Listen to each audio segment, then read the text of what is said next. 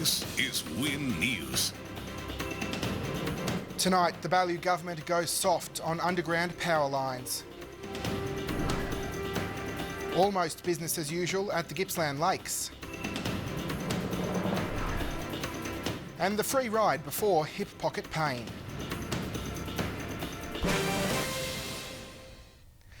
Good evening, welcome to Win News Summer Edition. I'm Nathan Tanti.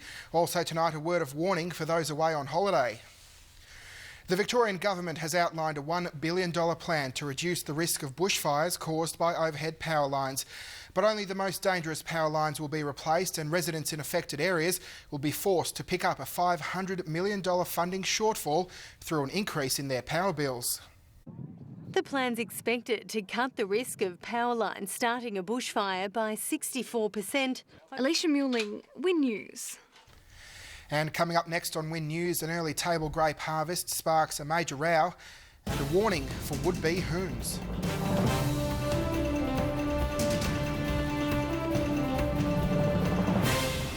As well as vomiting and muscle aches. Earlier this year, a 27-year-old Riverland man died after being hospitalised with the disease.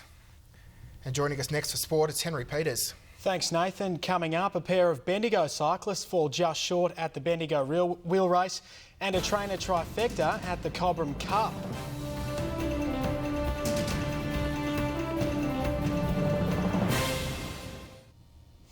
Melbourne cyclist Tyler Spurrell has taken out the Lindsay Harrington Memorial Wheel Race in Bendigo.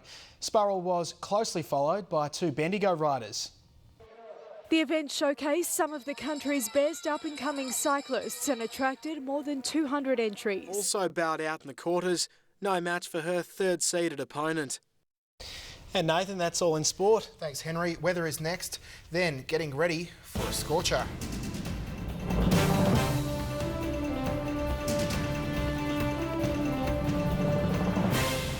Sunday, with temperatures creeping towards the high 30s. On Monday, 38 for Albury-Wodonga, 39 for Wangaratta and 40 in Yarrawonga. And finally tonight, holiday makers have begun heading to popular New Year's Eve spots by the water.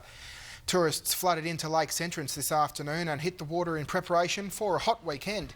More than 10,000 people are expected to converge on the Gippsland town over the next few days. Surf lifesavers were out in force as authorities continued to spread the water-safe message. And that's how we saw news across regional Victoria and southern New South Wales today. Join us again tomorrow night for the best hour of news in the country from 6 o'clock. You can also follow us on Twitter and Facebook. Thank you for watching Win Television. Good night. Good night.